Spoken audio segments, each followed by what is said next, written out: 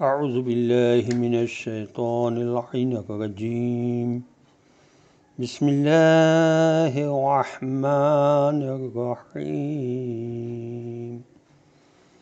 وَإِن تَوَلَّوْا فَاعْلَمُوا أَنَّ اللَّهَ مولاکم نعم المولا ونعم النصير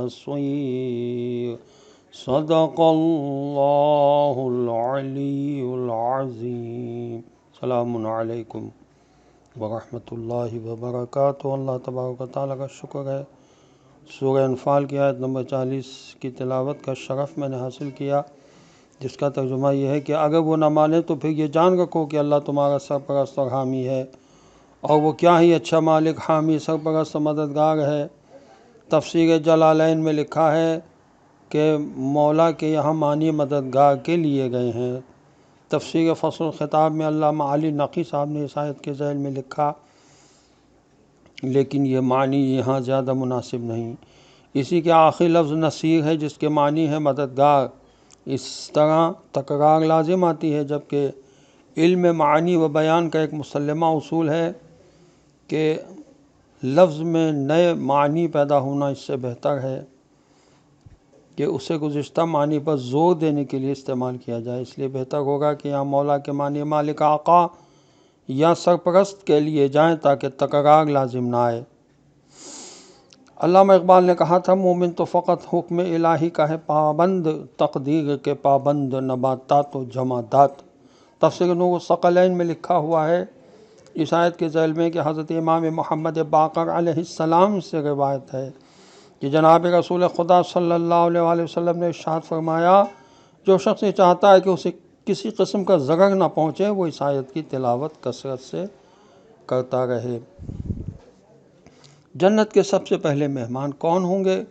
رسول اللہ صلی اللہ علیہ وسلم نے فرمایا، یہ کنز العمال کی حدیث ہے جس کا نمبر ہے 16636، کہ سب سے پہلے جو لوگ جنت میں وارد ہوں گے وہ فقراء ہیں، اور سب سے پہلے جو لوگ دار بہشت ہوں گے وہ شہداء ہیں۔ جنت کے درجات کتنے ہیں! اللہ کے رسول صلی اللہ علیہ وسلم فرماتے ہیں، یہ حدیث بحار الانوار کی جلد 8 صفحہ 89 پر ہے کہ جنت کے 100 درجے ہیں، اور ہر درجے کے درمیان زمین سے آسمان تک کے برابر کا فاصلہ ہے۔ جنت میں پرندوں پر اختیار ہوگا۔ رسول اللہ صلی اللہ علیہ وسلم کی حدیث ہے، محجۃ البیضہ جو کتاب ہے اس کی 8ویں جلد میں صفحہ 373 پر، کہ بے شک جنت میں اگر کسی پرندے کو دیکھ لیا اور اس کا دل چاہا تو اسی وقت وہ پرندہ بھنے ہوئے گوشت اور کباب کی صورت میں تمہارے سامنے موجود ہوگا۔ اسی طرح بحار الانوار کی جلد 8 صفحہ 150 پر یہ حدیث ہے کہ نبی اکرم صلی اللہ علیہ وسلم نے اس آیت کے متعلق فرمایا، جنت میں سب سے اچھی شراب تسنیم ہوگی جو محمد وآل محمد علیہ السلام جو خدا سے بہت نزدیک ہیں اور ایمان میں سب سے آگے ہیں، وہ اس شراب کو استعمال کریں گے۔ آداب دعا کے سلسلے میں حضرت رسول خدا صلی اللہ علیہ وسلم کی حدیث ہے بحار الانوار کی جلد 93 صفحہ 393 پر، کہ وہ دعا رد نہیں ہوتی جس کے شروع میں بسم اللہ الرحمن الرحیم ہو۔ حضرت امام جعفر صادق علیہ السلام کی حدیث ہے بحار الانوار کی جلد 93 صفحہ 321 پر کہ ہر وہ دعا جس کے شروع میں اللہ تعالیٰ کی بزرگی کو بیان نہ کیا جائے بے فائدہ ہے۔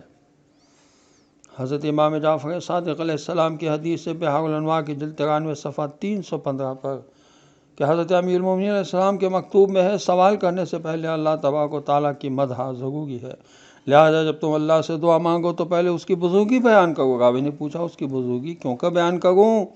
تو آپ علیہ السلام نے فرمایا، ایسے کہو، یا من اقرب الی من حبل الورید، یا من یحول بین المرء وقلبہ، یا من ہوا بالمنظر الاعلی، یا من لیس کمثلہ شیء، یعنی اے وہ اللہ جو شہرک سے بھی زیادہ قریب ہے، اے وہ خدا جو انسان اور اس کے دل کے درمیان پردہ ہو سکتا ہے، وہ اللہ جو بلند مرتبہ ہے، وہ اللہ جس کی کوئی مثل نہیں ہے۔ حضرت رسول خدا صلی اللہ علیہ وسلم کی حدیث ہے بحار الانوار کی جلد 94 صفحہ 54 پر، مجھ پر درود بھیجنا تمہاری دعاؤں کی مقبولیت کا سبب ہے، اور تمہارے اعمال کی زکوٰۃ ہے۔ اللہم صلی علی محمد وآل محمد وعجل فرجہم۔